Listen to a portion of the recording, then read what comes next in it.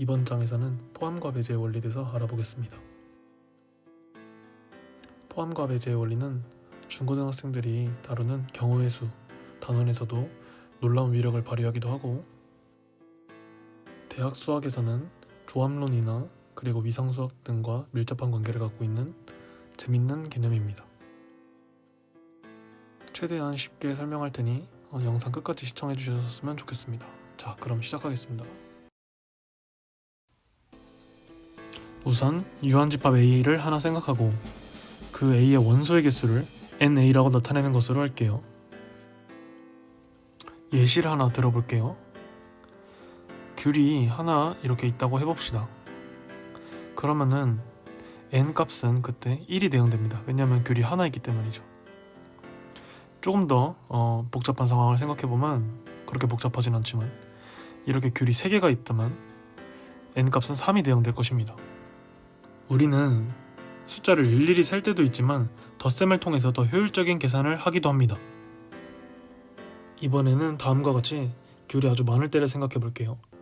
먼저 한 상자 A에 35개 정도가 들어있다고 합시다. 그리고 다른 상자 B에는 24개가 들어있다고 해볼게요. 그때 질문은 두 상자에 들어있는 모든 귤의 개수가 몇 개이냐인데, 이건 당연히 35 더하기 24에서 59겠죠. 이와 같은 상황을 추상적으로 정리하면 다음과 같아요. 공통부분이 공집합인 두 집합 A, B를 생각합니다. 공집합은 뭐 다 알고 계시겠지만 비어있다라는 뜻이죠. 즉 교집합이 비어있다, 그런 상황인데, 그 상황 속에서는 A와 B의 합집합의 원소의 개수를 각 원소의 개수의 합으로 구할 수 있다라는 것으로 정리할 수 있어요. 자, 그러면 A와 B의 교집합이 공집합이 아닌 일반적인 상황이라면 어떨까요? 그것을 정확히 설명해주는 것이 포함과 배제의 원리입니다. 먼저 어떤 학교의 한 학급을 생각해봅시다. 그 중에서 귤을 좋아하는 학생의 집합을 A라고 두고 딸기를 좋아하는 학생들의 집합을 B라고 합시다. 그때 귤을 좋아하는 학생이 12, 딸기를 좋아하는 학생이 18이라고 해볼게요. 문제는 귤이나 딸기를 좋아하는 학생의 수를 구하는 것인데, 단순히 귤을 좋아하는 학생 수랑 딸기를 좋아하는 학생 수를 더하는 것으로 끝이 날까요? 사실은 이것은 좀 부족한 풀이입니다.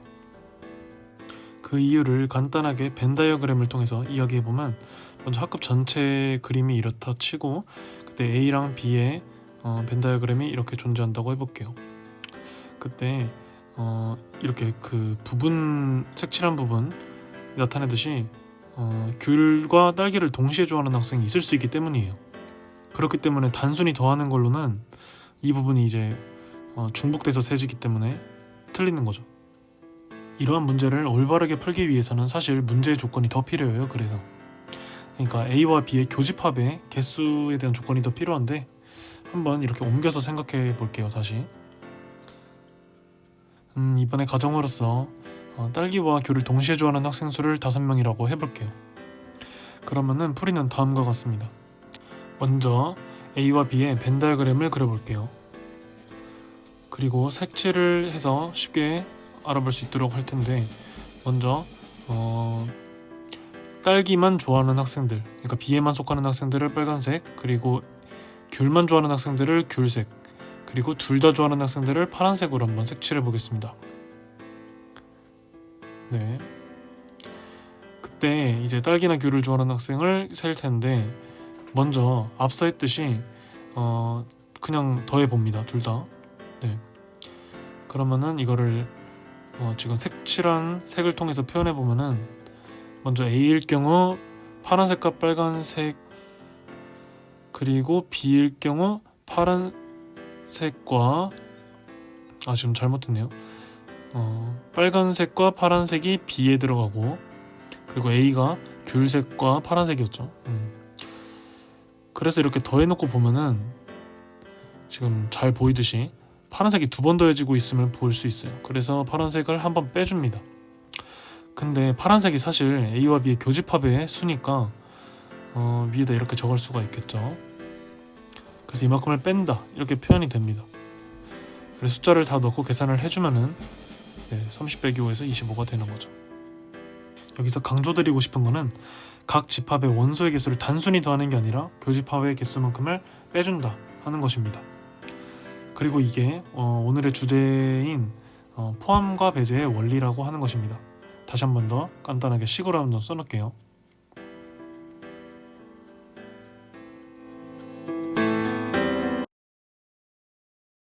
지금까지는 두 집합의 포함 배제 원리에 대해서 이야기하였는데, 그렇다면은 세 집합의 포함 배제 원리는 없을까요? 아니면 더 나아가서 그 이상의 개수 4개, 5개, 그 집합들의 합집합의 원소의 개수를 구해내는 방법은 더 없을까요? 지금부터는 그것에 대해서 이야기하고자 합니다. 먼저 3개인 경우 얘기해 볼게요.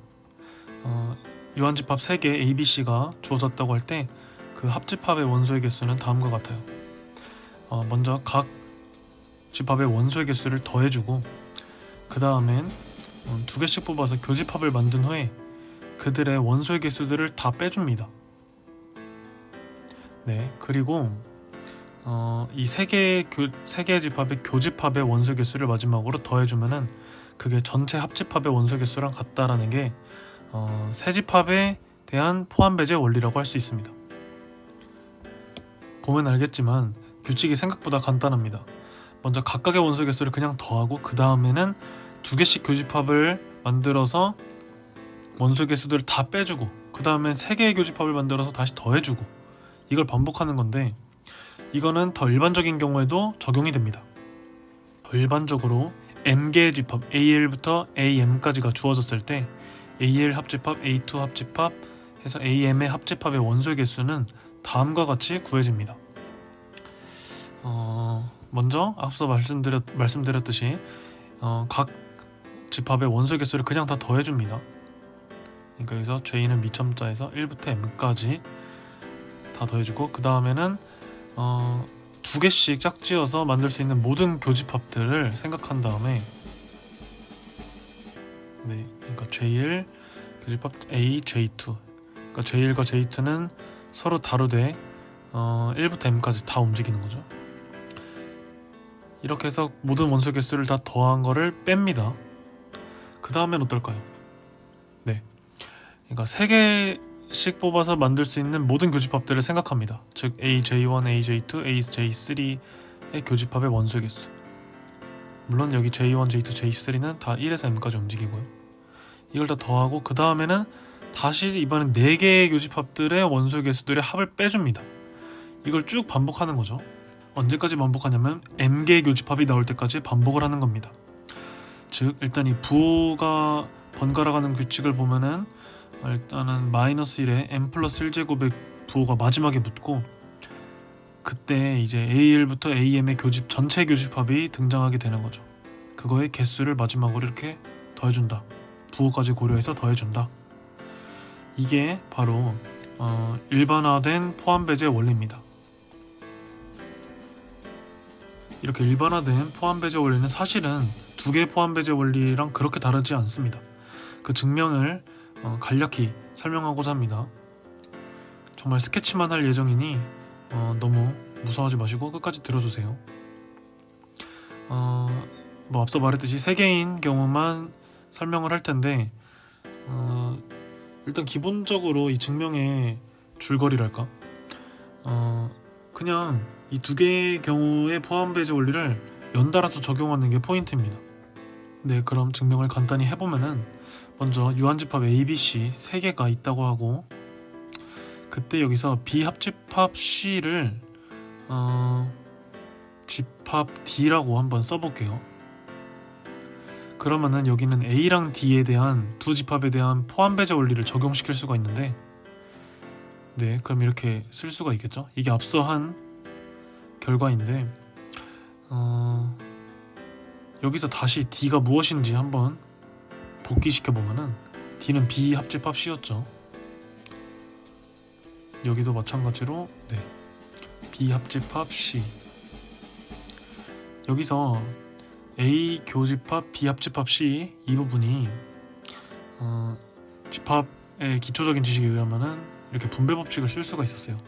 그러니까 A 교집합 B와 A 교집합 C의 합집합이랑 같죠. 그러고 보면은 여기도 결국엔 두 집합의 합집합으로 되어 있는 게 보이죠. 그렇기 때문에 여기다가 포함 배제 원리를 적용시킬 수가 있는 겁니다. 즉 앞서 했던 것을 한번 적용을 시켜보면은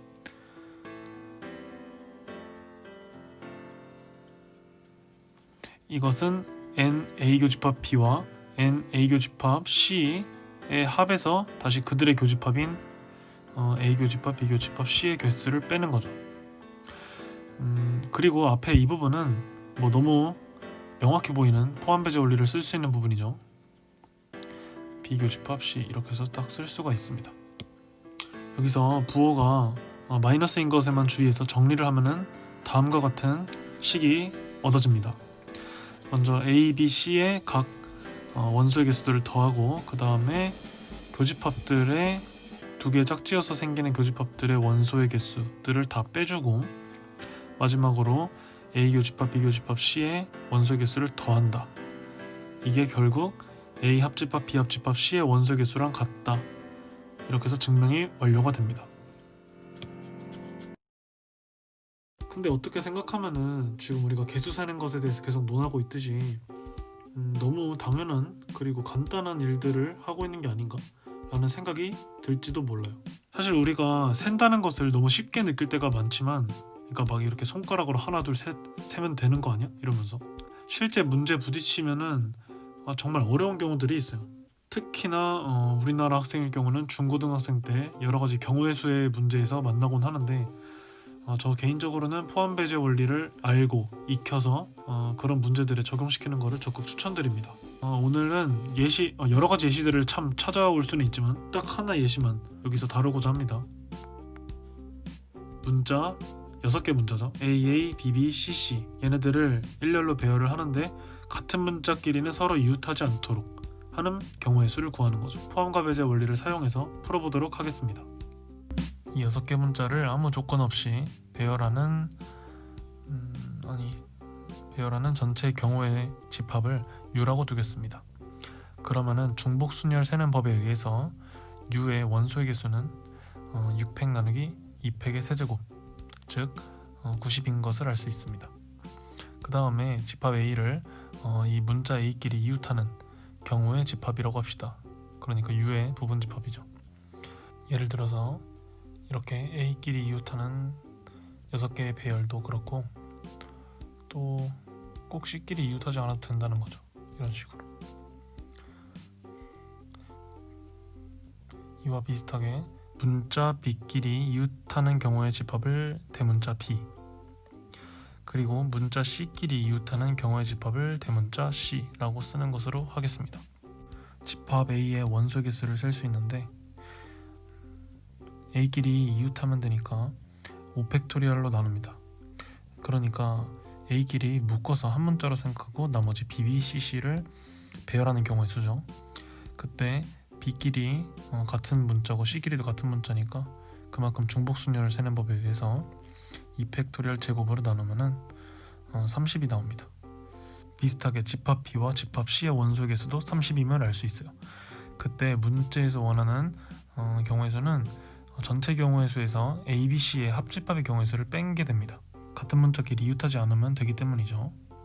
그때 여기서 이 부분에서 세 집합의 포함과 배제 원리를 쓰는 겁니다.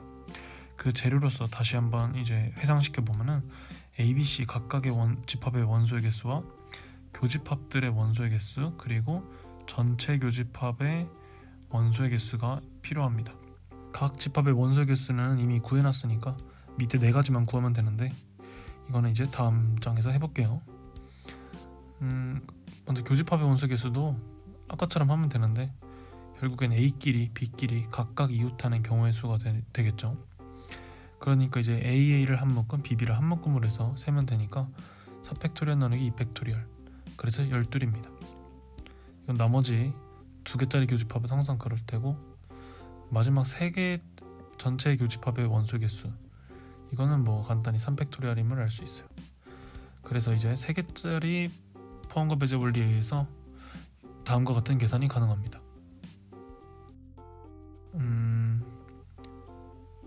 60이 나오죠. 그래서 문제에서 원하는 경우의 수는 전체 경우의 수 90에서 60을 뺀 30이 됩니다.